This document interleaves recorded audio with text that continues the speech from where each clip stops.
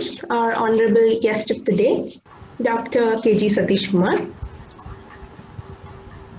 Professor Dr. K.G. Satheesh Kumar has 33 years of experience spanning manufacturing industry, 8 years, industrial development, 10 years, consulting, 7 years, and teaching and research, 8 years. He has earned his PhD in Management of Innovation.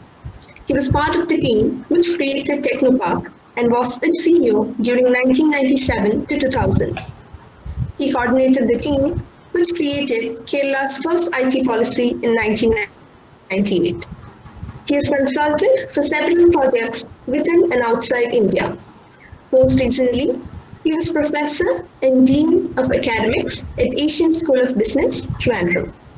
He has also served on the board of several organizations and professional societies. He is an active member of IEEE and was its National Secretary for 2 years. His interests are in technology, innovation, product development, and strategy. Currently, he heads the Center for Assistive Technology and Innovation at NISH as its director. In today's session, Sir will be sharing his keen insights on the topic, an engineer's perspective to disability and assistive technology. We are truly honored to learn from you, sir.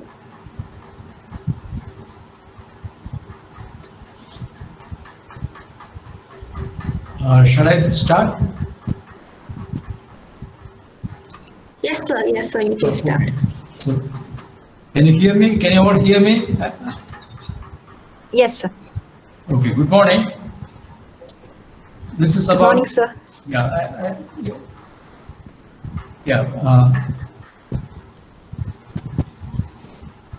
I wish to talk about disability and assistive technology. As young engineers, after your studies, you may start working in a company, or you may start your own business. You may develop products. You may come up with new ideas. So your strength is in technology.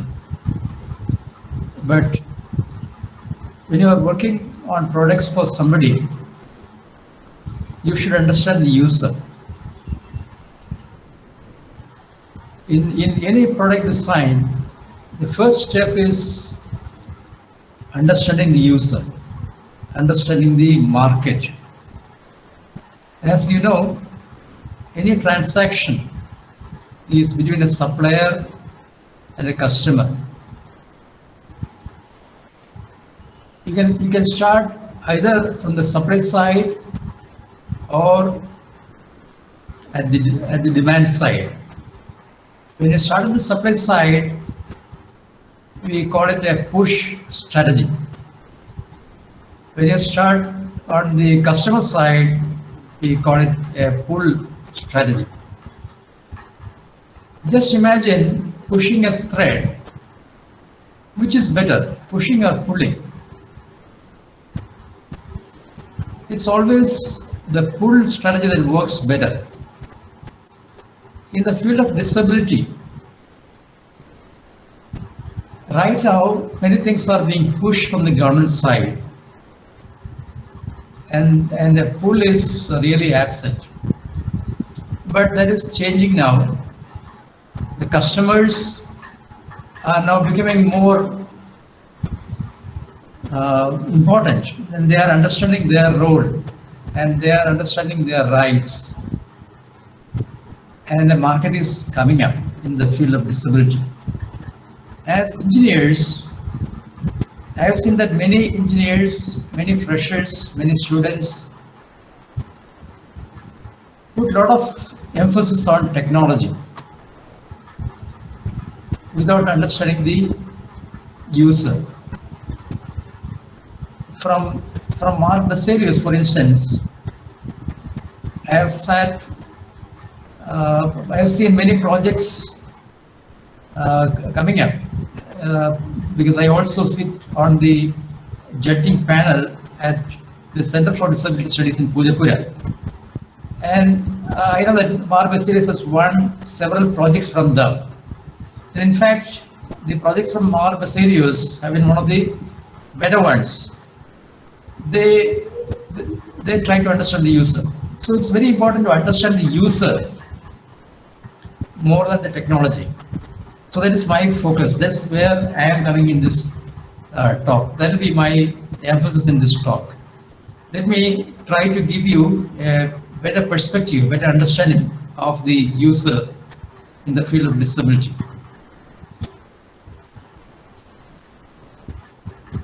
As a matter of fact, disability is a very important specialized field, and many in the mainstream may not properly understand disability. Around 17% of the global population has disability. It is true in India also. When you say 17%, it is equal to the population of our country. Our country is around 17% of the global population. And disability may be by birth, but it can also be acquired as you go along. Anybody can acquire disability due to various reasons. It may be through a disease, or it may be through an accident, or some unfortunate, unforeseen incident can lead to disability. So disability is everybody's business. We cannot leave disability to, we cannot discard disability. We cannot say that disability is somebody else's concern. It's not my concern. We cannot take that stand. Disability, as we see it, is a human concern. Right now addressed mostly by the government and NGOs, non-governmental organizations. Right now approached through a charitable mode, but that may not be the case. It does have a business perspective. It needs technological solutions. It creates business opportunities for all of us. It is indeed a very viable area of activity, which if you have some interest, and also if you have some passion and a social bent of mind, you can enter the field of disability and actively contribute, because there are many issues, many problems to be solved. You know, engineers bring solutions. Engineers solve all the problems in the world. Almost all the time, the solutions come from engineers. So there are many issues which needs solutions from you, which you can support in a financially viable manner. So that is the opportunity that I would like to emphasize and lay before you.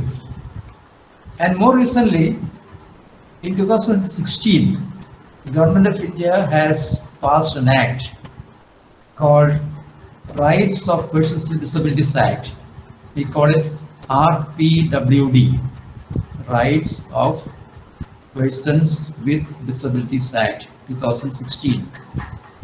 And this act is on the lines of an United Nations Convention, UN Convention on persons with disabilities.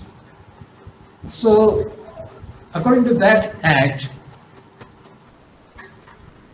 persons with disabilities have the right to participate in the mainstream activities, and they should be accommodated. They should be given appropriate technologies for accessibility. This includes assistive technologies and also accessibility technologies. And there are many aspects of this. I understand my colleague, Dr. Akhila, will be talking to you later on the details of various assistive and accessible technologies. Let me also tell you that with the right assistive technologies, persons with disabilities can be extremely successful. They are as intelligent or more than any of us. So there is no reason why they cannot succeed. We all know Professor Stephen Hawking. who has been a very successful theoretical physicist, overcoming all his disabilities. Right from our own state, we have a blind person by name Dr. Sachin Pavitran, who is from Kannur and who served President Obama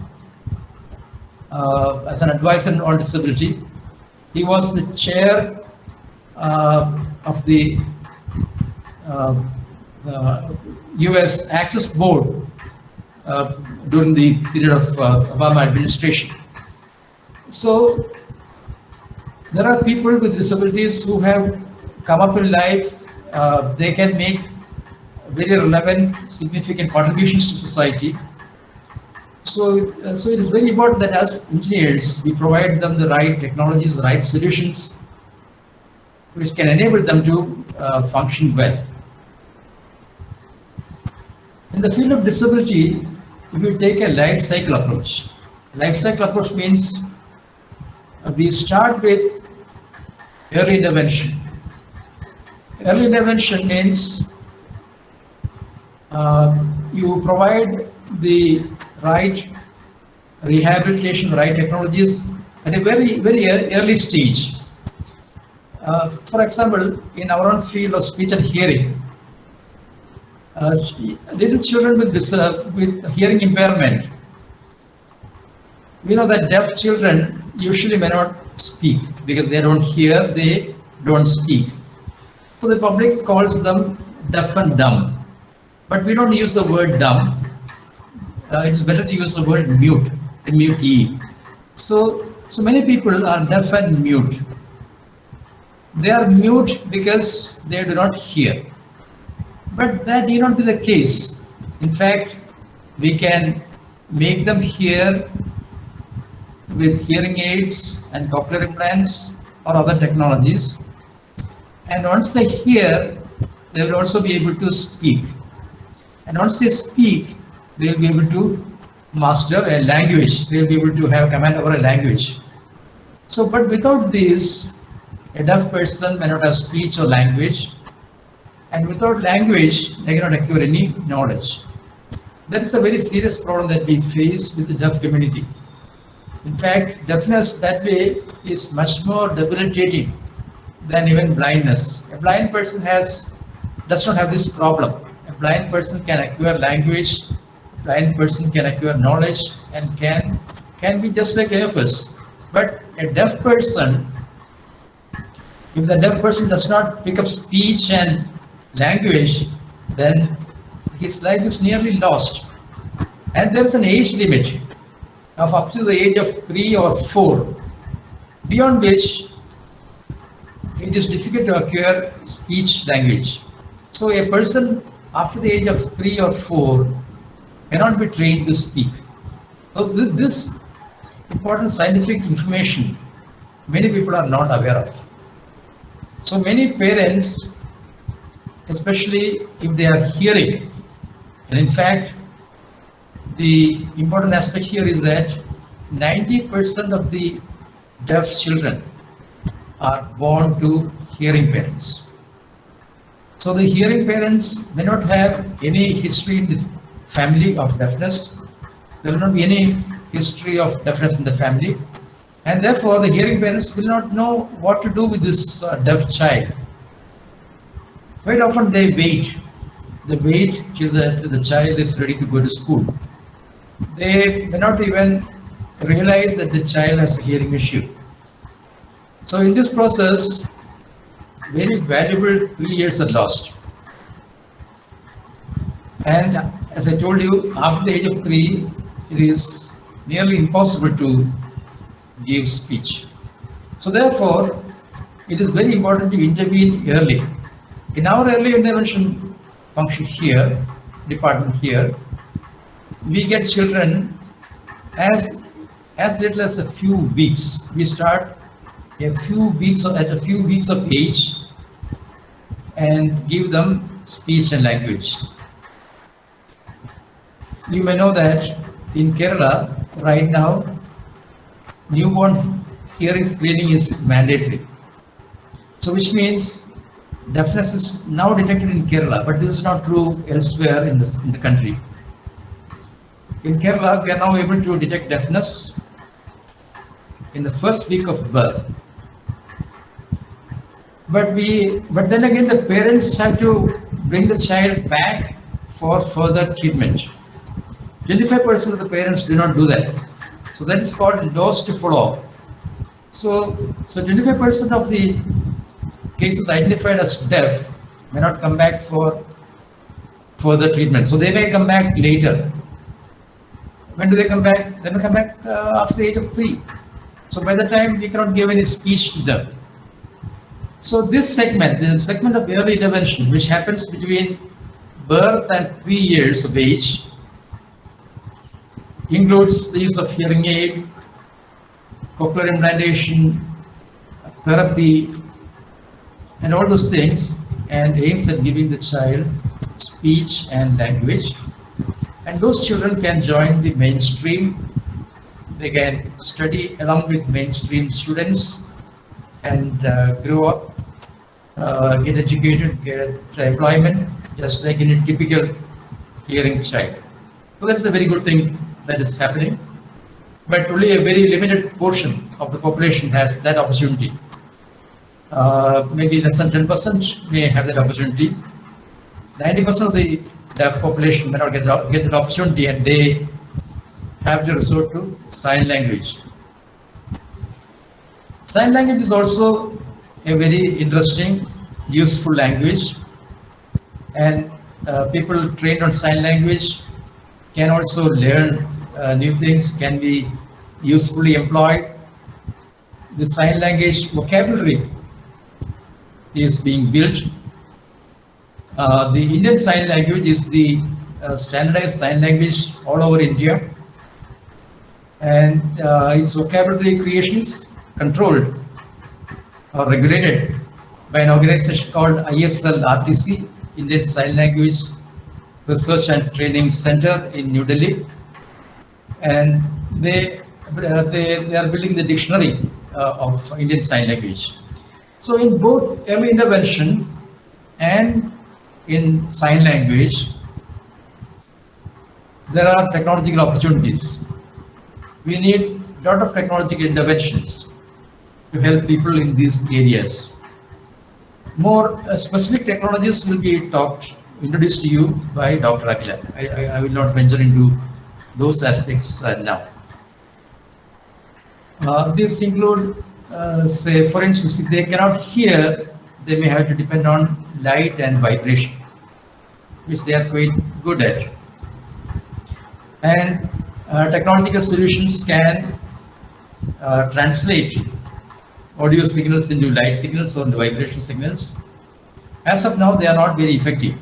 In fact, to share with you our experience, several engineering colleges have come forward with technologies for converting audio signals to sign language and vice versa, but they have not been successful. Why? Because the developers have not kept the user in mind. As I said earlier, the first thing for you to do is to immerse into the user environment and understand how they use devices and what they do with it. Technological sophistication is not at all important here. What is important is user friendliness, how easy the technology is for the user, how reliable it is, and once the user develops a dependence on the technology, it should not fail. It should be reliable. So the quality aspects like reliability, maintainability, availability, these kind of things are much more important than technological sophistication. In fact, this is true of all assistive technologies. The major problem with any assistive technology is what is called abandonment. So abandonment is the user tries the technology, and if the user is not happy about the use of the technology, then the user will abandon it. The user will not come back to use the technology again. So it is very important to avoid this problem of user abandonment. As I mentioned earlier, the user is not at all bothered about the technological sophistication. Assistive technology has a range of technological levels. For instance, they start with very little technology, okay, or they may use very highly sophisticated technologies. Examples will be, for instance, a picture board. A picture board, people who cannot communicate for whatever reason, they will need a picture board. So this may be the reason, may be they may they may not be able to use their limbs. They may be quadriplegic, or they may not have speech, or even adults after a stroke may develop this problem, or an accident may develop this problem. They may not be able to communicate. So then they may use a picture board so to communicate. They'll be shown different pictures, and they will select pictures to communicate their needs. So this is a very simple technology. There may be more sophisticated technologies like a mouse or a switch. For example, the person with disability, a child, may need a large switch, okay, because they may lack fine motor controls. Okay, their motor controls will be limited, and definitely they may lack fine motor control. So they may click the switch with some part of their body. Okay, and this kind of switches are also required. Right now, we get these switches imported. Reliable ones are not available in India, and they are quite expensive. And in fact, they can be made in India. There is no reason why they cannot be made in India. But they have to look at aspects like reliability, security, safety, and all that, because it should not harm the user. Many users may drool, they may drop saliva, and that may wet the surface, and that should not affect the operations. Some of the users may throw things around, and that should not damage the device. So all these considerations are there when you design a device for persons with disability. So assistive technology, in my opinion, is more about non-technical aspects. Of course, they need to be met with technology only. It's more about aspects like reliability, how easily it can be maintained, serviceability, availability. Availability means fraction of time it works. It has to work 100%, because once a person develops a dependence,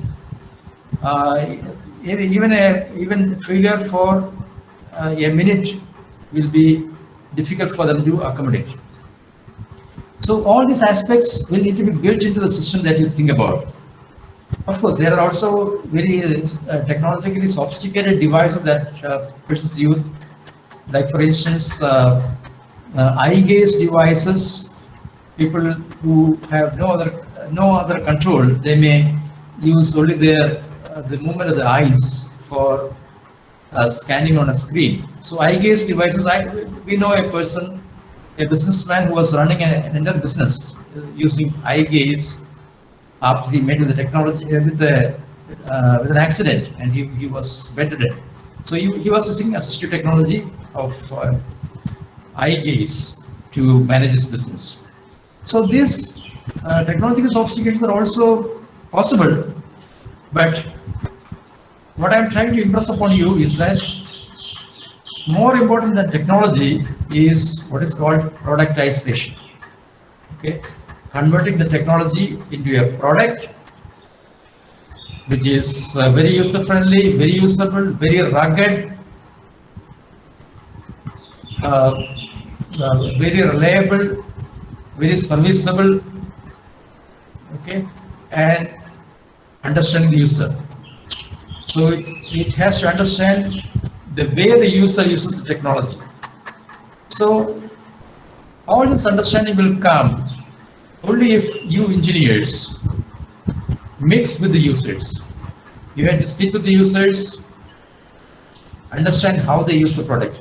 So therefore, your Professor Lani will know. The first thing that we do with our project engineers is that we send them to our user departments to understand how things happen there, how devices are being used. And once you spend some time with them, you will get a lot of ideas about how devices are used, what are the problems that they are facing. And once you understand that, then your solution will be much easier. You will come up with the right solution. It is like how the doctors diagnose a problem. Okay, you know, the doctors, the most important step is diagnosing the problem correctly. Then the medicine is much easier. Likewise, for engineers, understanding the user and how they use it, in what context, what they expect from it, that is much more important than technology. Technology is much easier for you. Okay, for the user, it's not technology. For the user, it is how easy it is for the user. Okay, so as I said, technology is not the solution. Okay. In fact, in the assistive technology industry in our country is not well formed. As a matter of fact, there is no assistive technology industry in India.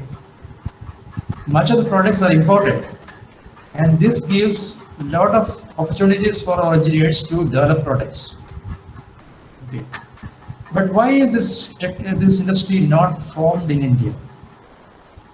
The main reason is that there has been no demand pull from the users.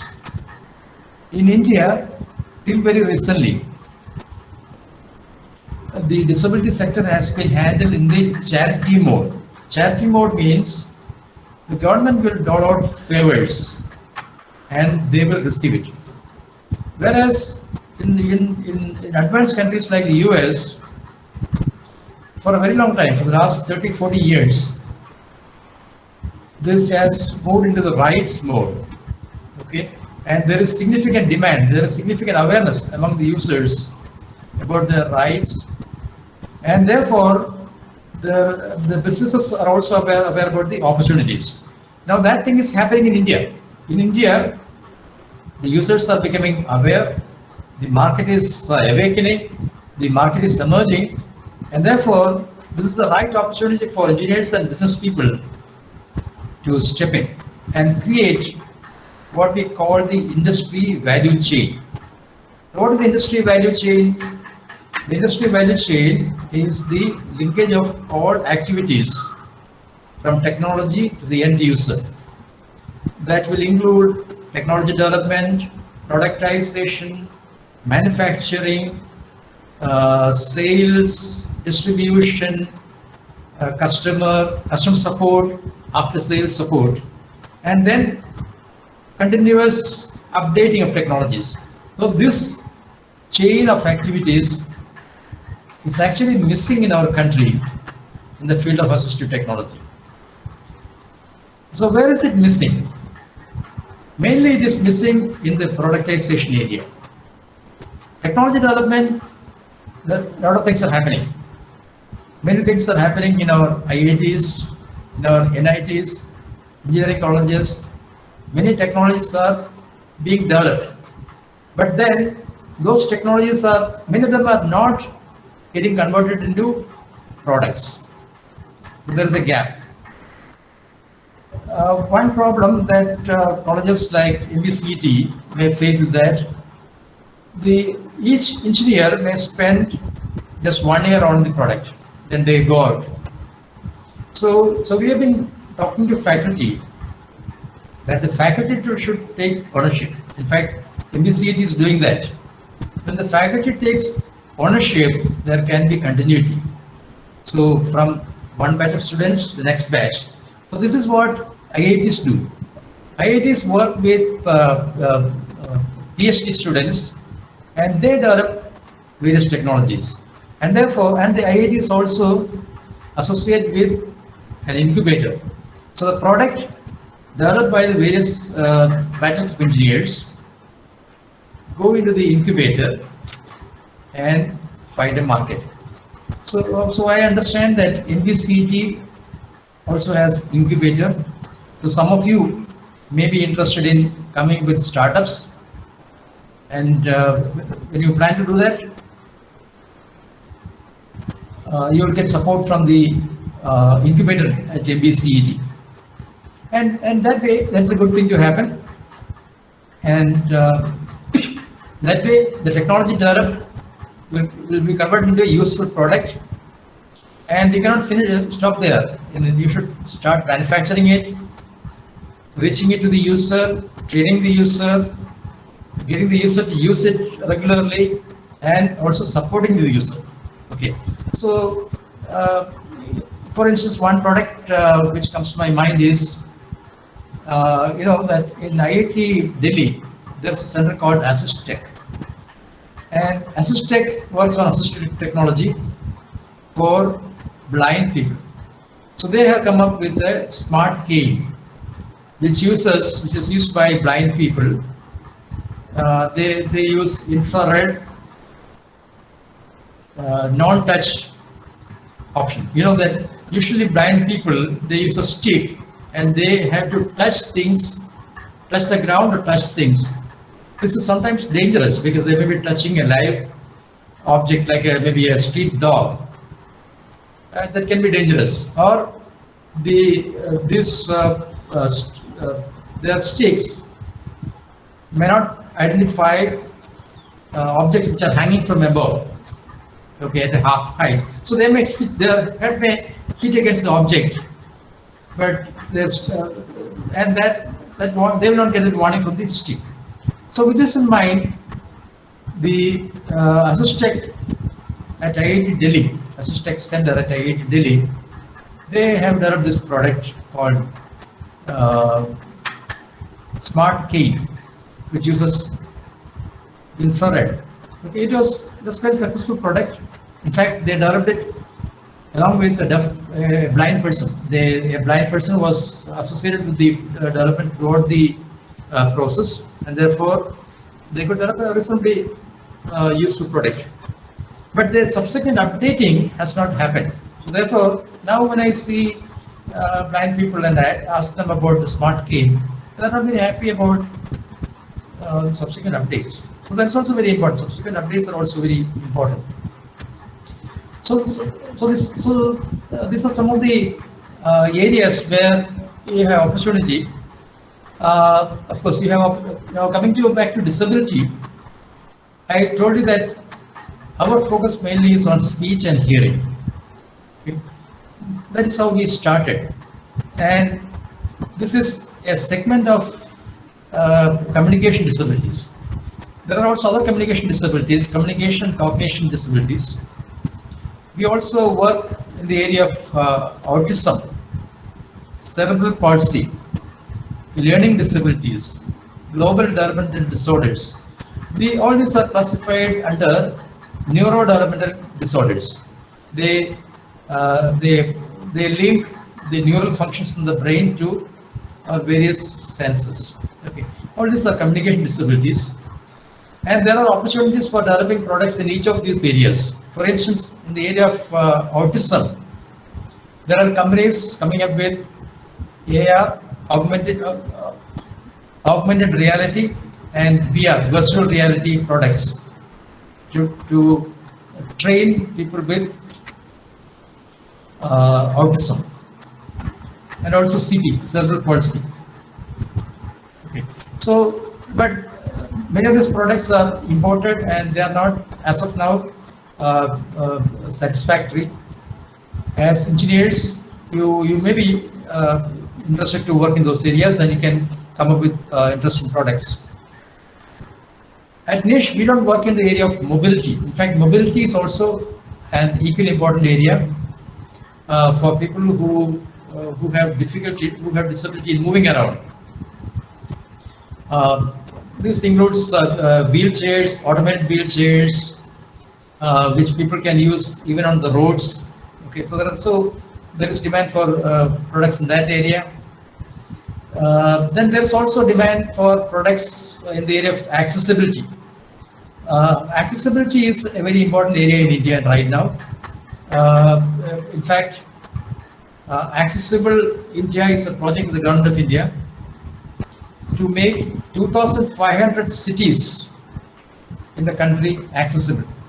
But that's not happening, and the government has to mandatorily provide accessible government buildings, accessible public transport, accessible websites.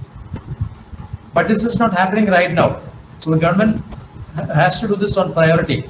And the Supreme Court has given deadlines to all the state governments to implement accessibility in government buildings, public transports, and websites. So these are also areas where there are a lot of technological solutions needed. Another area which I would like to highlight is workplace accommodation. Workplace accommodation. Okay. So that means now more and more persons with disability are coming to jobs. In fact, as per the Act, it is legally required, mandatory, that 4% of jobs are reserved for persons with disability. This is right now applicable for government organizations. For private organizations, there is an incentive for them to do that. And many private organizations are also coming up with vacancies for persons with disability.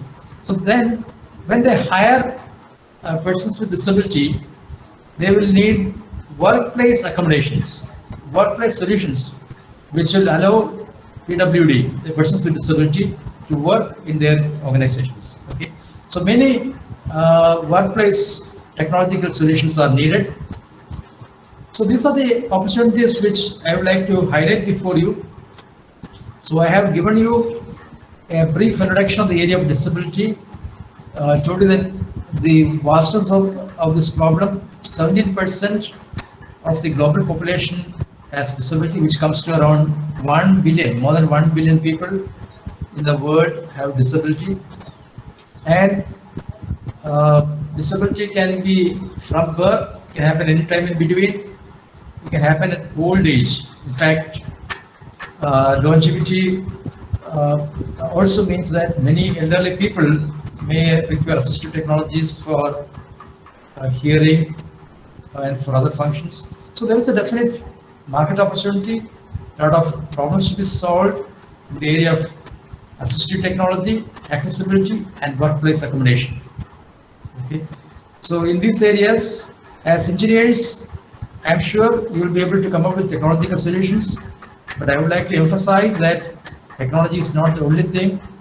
More important is converting the technology into a product which can be used by the person with disability with a lot of reliability, a lot of user friendliness, maintainability, serviceability, and availability, and so on. So these are all important aspects. And as young engineers, you can come up with solutions in all these areas. So I think I would stop here. I've been talking for the last 35-40 minutes. I will stop here, and I will leave it open to you to ask questions, and then make the session more interactive from now on. Thank you. Thanks, Lini. Thank you. Okay. Thank you so much, sir. So now the session is open for any queries from the audience. So you can put on your microphone, your video, and you can speak and interact freely with sir.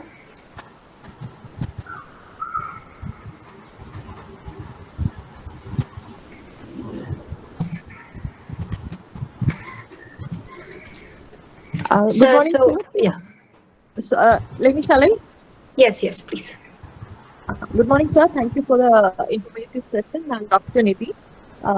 Sir, I would like to draw help on most of the problems or most common problems faced by autism, kids, and what are the solutions you would be looking at from a institution like ours? Could you share some of the problems with autism students, which could be technology enabled solutions? Okay. Okay. Let me first of all tell you that I'm not a rehab professional. I am an engineer, just like any of you. My exposure to this area is for the last 5 years, and so I will tell you from my understanding of what I've seen here. We have a department called Department of Neurodevelopmental Sciences. They work on areas like this. So autism is partly an issue of coordinating the senses. We have 5 senses. In fact, they say there are 7 senses. And so many kids may have a problem of sensory neural integration. So in our center for sensory integration, they expose kids to various senses. It may be touch, it may be smell, sound, and some of the kids may have oversensitivity and some may have undersensitivity. And by exposing the students to these senses, they try to normalize their response. So technological solutions can work in these areas. At this point of time, they are mostly physical, not software-related solutions. I believe what the students will have to do is they have to spend time with our department, try to understand how persons with disability interact, and then they will be able to come up with their own ideas. In fact, another area which we are working on in the area of autism is AR and VR. For example, to train these people on various real-life situations, we need simulations. For example, how to cross a road. Okay, how to cross the road. We cannot allow them to cross the road in real time or in a real situation with fear of accidents. So we simulate using virtual reality a road situation. It will be very simple. They just wear an eyepiece and a headpiece, and they will see the real road, the traffic and so on, and they start walking or they follow instructions. So that kind of simulation solutions are needed to remove their fear, to remove their fear of communication and so on. Okay. Now, what is autism? Autism mainly is okay. So according to them, the characteristics of autistic people are like this. Number 1, reduced social interaction. Number 2, repetitive behavior. Okay, so they look for these 2 characteristics in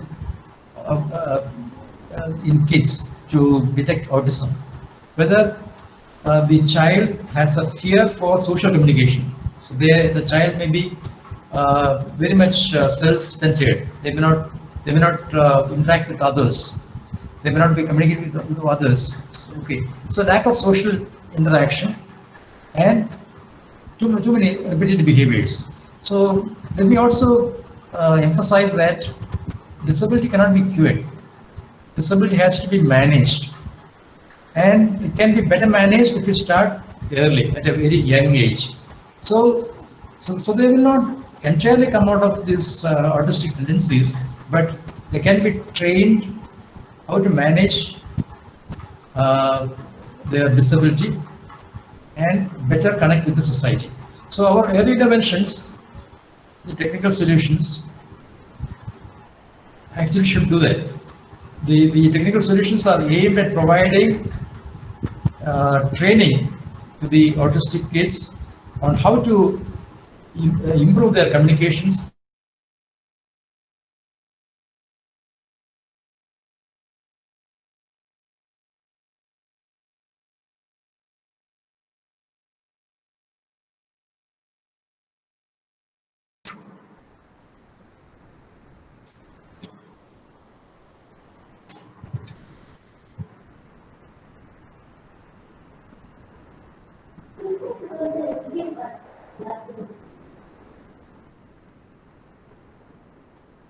Hello, everyone. Can you hear me? Yes, ma'am. Okay. Okay. Welcome back, sir. I think you got disconnected in between. Yeah. I got disconnected and now I'm back. So Nidhi, Okay. yeah, are you happy with my answer?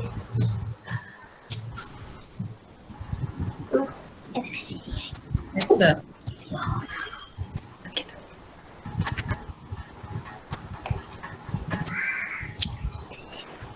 Hello, sir. Satheesh, sir. Yeah. Myself, Jomol from Electrical Department. Okay. I wanted to know about the VR and AR technologies that you mentioned during your talk, how that is, used in the assistive technology. Can you give a few more information regarding that, VR and AR? Yeah, as I mentioned, you have to understand the situation. So, for instance, as I said earlier, the VR and AR technologies can be used for simulation. So we present a simulated environment to the child and train the child on that environment. Okay. So with that training, the child learns to behave in the real-time environment. So those technologies I am not familiar with. I am not current on the VR and AR technologies. So I believe you will be able to do it yourself. Okay. But on the application side, I can tell you that this is the solution that we need. This is our problem. Our problem is that we need to expose our children from a very young age to various situations which they may have to face in future, and we have to train them. So the crux of early intervention is that they get training on how to manage their disabilities. As I mentioned earlier, disability cannot be cured. Disability has to be managed, and they'll be able to manage it better if they start early. So beyond a certain age, managing disability will be a problem. For example, especially for autism, autistic children above the age of say 15 or 16 or 17 are indeed very difficult to manage. Their parents do not be able to handle them. So therefore, the management of autism has to start at a very young age. Say for instance, 3 years or even lesser age. Okay, and right from that point of time, they will have to be exposed to various real-life situations and get trained on that. And these real-life situations will have to be simulated to avoid any risk or any harm to them. Okay, so that is the role of technology here. So how can we simulate real-life situations using augmented reality or virtual reality, so that from a very young age we can train autistic kids on how to face the reality of life later. Thank you, sir. Sir, may I? Yeah, please. Sir, yes, sir. Sir, you mentioned that in Kerala it is possible to identify newborn with hearing disabilities within a week of their birth. So my first question is that why is it not possible to have an early intervention in other states also? My second question is that after identifying such problems, what kind of training can possibly be done to train such babies to enable them to speak? Okay, yeah, that's a very important question because, yeah, in Kerala also, it's a very recent phenomenon. Till about 10 years ago, many young children with hearing issues were going unidentified till the age of 3 or 4. But in 2015 or so, government of Kerala came up with a new rule. In government colleges, government hospitals, then in every government hospital, there should be newborn hearing screening. Unfortunately, it is not still universally a rule. We are trying for what is called UNHS, Universal Neonatal Hearing Screening. That's our objective. But that has not happened even in Kerala. Okay, so that is our dream. Outside Kerala, in many other states, it is difficult to enforce such laws and rules. Okay, as I mentioned earlier, even in Kerala, say for instance, the first week of birth, we identify deafness or hearing issue and tell the parent, okay, you please come back after 3 months for confirmation. The parent may not come back. 25% of the parents do not come back because about hearing, one thing we have to understand is that a child starts talking only from the age of 2 or more. Okay. Before the age of 2, the child has to listen. The child starts listening 5 months before birth. So therefore, the child listens for around 2.5 years before the child starts speaking. So much of bombardment of words into the brain has to happen before the child speaks. So the parents, many parents do not know this. Many parents believe that speech and language is a very natural, spontaneous process. That is true. That is true for all of us. For hearing people, speech and language is a very natural and spontaneous process. We don't actually realize how it happens. It is actually a gift of God. It is very natural. But for a deaf child, it's not natural because the deaf child does not hear anything. So the deaf child misses 2.5 years of bombardment of words and hearing. And therefore, the deaf child does not speak. So the problem, as you have mentioned, is that parents are not aware. The general public is not aware. Okay. So I at least have this limited audience before me. I am telling you that there is a critical age of 3 years before which hearing issues have to be detected and remedial action taken. If that remedial action is not taken, then the child will not speak. Okay, and if the remedial action is taken early enough, the child can speak and also develop a language. So therefore, that's why even a 3-month-old child, okay, if the child is identified with a hearing issue, we give the child a hearing aid and start speaking to the child. Okay, the child will not respond, but that's not a problem. You have to speak to the child. In fact, we have this problem even among hearing people living in cities like Bangalore or overseas.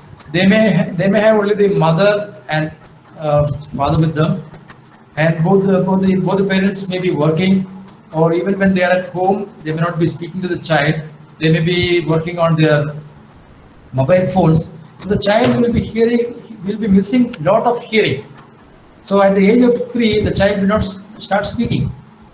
So the participants in this audience will be tomorrow fathers and mothers. So the first thing that they should remember is that they should speak to the child right from birth, even if the child does not speak back. Okay, speak to the child, bombard the child with words, okay, with expressions, communicate with the child, and only then, after 2 years, the child will speak back to you. Thank you, sir.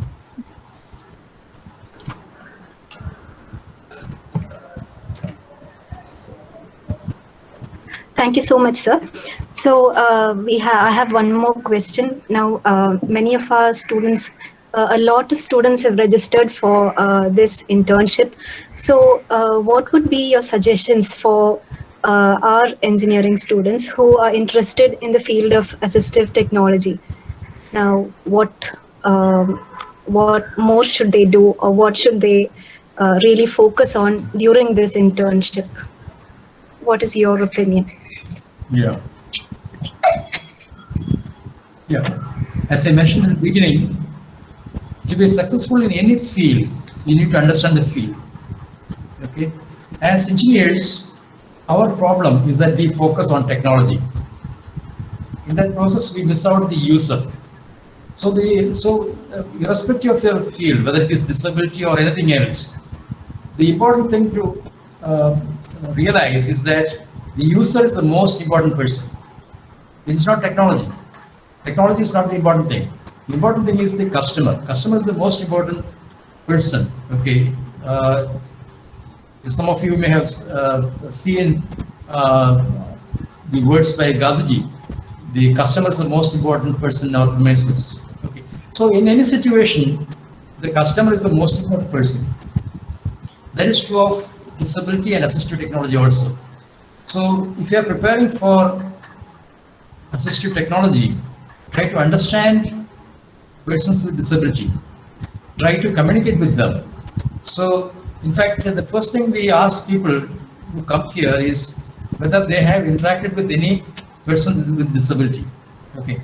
But yeah, I know it's not very easy to communicate with the person with disability because we are not sure whether we are getting across to them. Okay. But please try. Just like I mentioned about the little baby who doesn't talk back, who doesn't speak back, communicate with a disabled person. Try to understand how a disabled person lives, how he uses devices, or how he can benefit from a device. So try to find a person with disability and interact with him or her. Read more about the field of disability. Then also, specifically about assistive technology, there are many devices available. As I mentioned earlier, many devices are being imported into India, and maybe that will also give you a lot of ideas. Maybe you can look at ATIA. ATIA is an organization in the US. It is Assistive Technology Industry Association, ATIA. ATIA has a website. I think it is atia.org.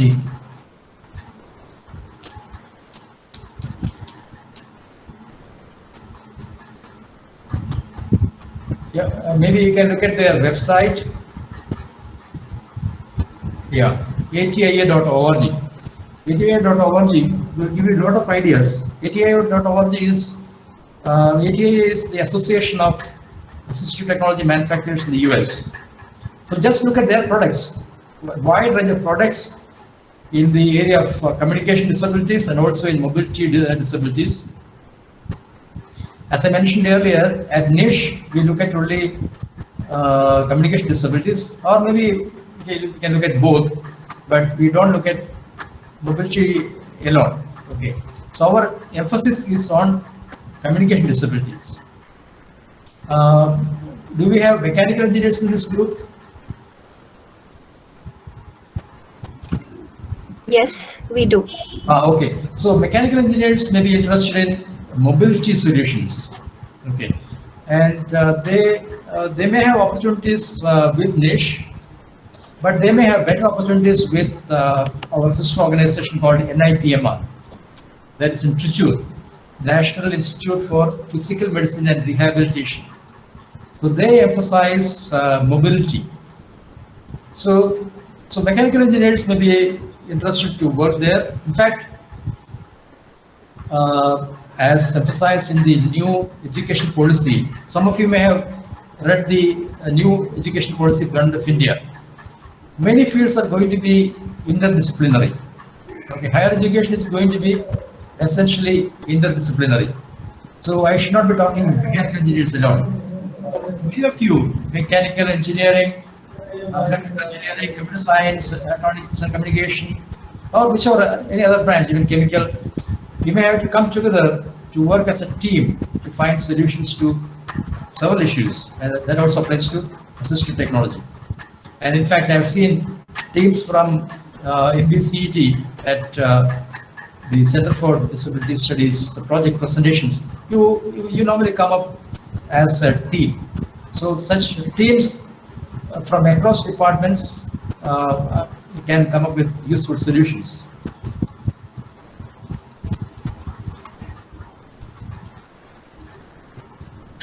Okay, thank you, sir. Our students have mentioned a few questions in the chat box. I'll read it. Sir, as you mentioned, India is way back in the field of assistive technology. What could be the reason? Is there any organization which provides funding and other project development schemes in the field of assistive technology?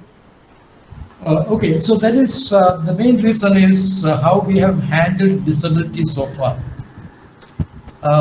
For instance, many families in India, even today, hide disability. If there is a family member who has disability, that member is of course protected by the family, but they may not talk about it outside.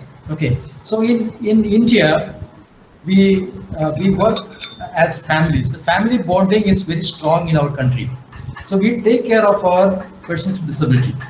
But this is not the situation in countries like US. In US and all, the individual is very important. Independence is very important. Okay, so in India also that the situation is now changing. With many families going the nuclear route, the families are getting smaller. Maybe father, mother, one child or a couple of children. So when the number of children becomes 1 or 2, every child is important. And if one child has a disability, the parents may not leave it to the other child to take care of this child. The parent may want to make this child independent. So in India, the trend is changing from family protection to independence. Okay, and that is also driven by the legal system. As I said, India has enacted first enacted in 1997 the Persons with Disabilities Act, giving a lot of rights and protections. But the mode was again protection and charity. But now it is changing. It is changing in favor of rights and empowerment. Okay. Now, when the persons with disability get rights, they get empowered. The government has to spend money for them. The government has to create solutions, technologies, accessible environment, assistive technology to empower them. Now the market is coming up. Okay, so assistive technology market is now emerging and coming up. Earlier this market was not developed. Okay, so that is the reason why the assistive technology market was not developed in India, because there was no awakening, no awareness, no empowerment of persons with disabilities. Now they are getting empowered. Now we know that many marginalized groups in India are getting empowered. So they will demand technological solutions. That is one reason. The other reason is that now you know that in many product areas, till a few years ago, the approach was product oriented. Now many products are moving to platforms. Okay, so now many developments are happening on platforms. For instance, the Android platform is a platform on which we have many products. Okay, this is not the case maybe 1 or 2 decades ago. A couple of decades ago, we had a product for radio, we had another product for time, a product for alarm. Okay, we had different products for various things. Now all those products are now offered to us on a platform. So this platform approach has changed the situation. Now, with the platform approach, the good thing is that the economy of scale is no longer important.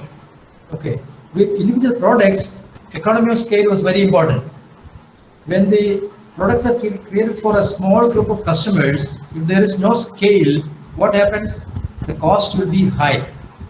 Whereas when a product is made for the mass, mainstream, the cost will be very low because the demand is very high. So this is called economy of scale. So the assistive technology products till recently did not have that economy of scale. Now they are gaining that economy of scale. So for these multiple reasons, the Indian assistive technology market is now growing, and that is a good reason. And funding is an issue because so far the funding can come from two ends. The funding can be provided to the technology developer. The funding can be given to the user. Government of India gives a lot of funding to IITs, the technology developers, to push technology. But the funding for the user is still limited. There are a few schemes, but the maximum amount of funding available is only about 10,000 rupees at this point of time. So this has to change with CSR. Now this is somewhat changing, and we hope that over a period of time, the market will get more funding, okay, than the supply side. When the market gets more funding, suppliers will naturally come into the market. The next question is, what all are problems faced by wheelchair person? Any solution to modify current model on wheelchair? Okay, wheelchair, again, many people are now wanting to come out to the street, to the road, okay, and use the wheelchair. So most of the wheelchairs earlier were not automated. Now automated wheelchairs are coming into the market. Automation, navigation, these are some of the issues.